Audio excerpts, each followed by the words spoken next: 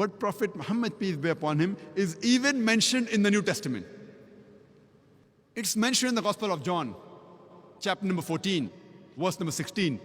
Jesus Christ, peace be upon him, says that I will pray to my Father, I'll pray to Almighty God to send you a comforter.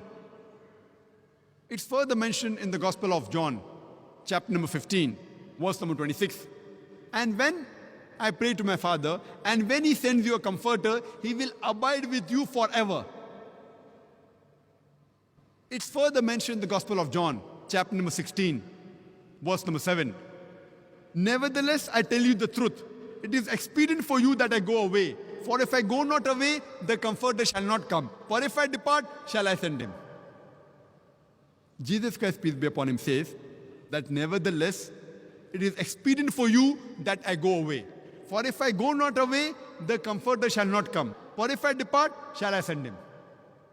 Now this Comforter, if we analyze, in the original script, in the language Aramaic, it is paraclete, which means the praiseworthy, which is the translation of the name Muhammad sallallahu alaihi wasallam. But they've converted it into parakletos, which one of its meanings is a comforter. Irrespective whether it's paraclete or parakletos, alhamdulillah, both these meanings befit the last and final messenger, Prophet Muhammad, peace be upon him. But many Christians say that this prophecy about the Comforter to come refers to the Holy Spirit. Now, if we analyze, the prophecy clearly mentioned in the Gospel of John, chapter number 16, verse number 7. Nevertheless, I tell you the truth. It is expedient for you that I go away. For if I go not away, the Comforter shall not come. The criteria for the Comforter to come is that Jesus Christ, peace be upon him, should go. If he goes, the Comforter shall come. Only after he departs will he send him.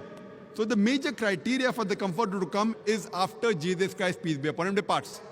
From the Bible we know that the Holy Spirit was already there before Jesus Christ, peace be upon him. He was there in the womb of Elizabeth. He was there when Jesus Christ, peace be upon him, was born. He was there in the Feast of Pentecost. So surely this prophecy cannot refer to the Holy Spirit. It refers to no one but the last and final messenger, Prophet Muhammad, peace be upon him. It's further mentioned in the Gospel of John, chapter number 16, verse number 12 to 14. Jesus Christ, peace be upon him, says, I have many things to say unto you, but ye cannot bear them now.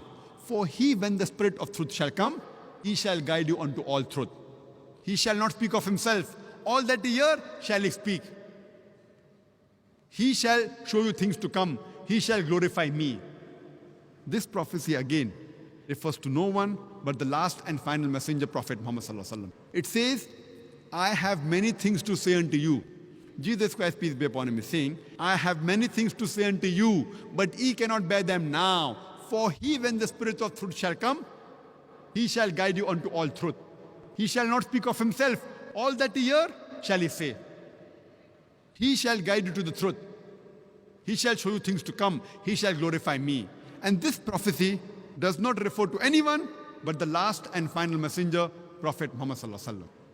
I have given a separate talk only on the prophecy of Muhammad sallallahu alaihi wasallam in the Bible, which you can speak for hours together only on this topic.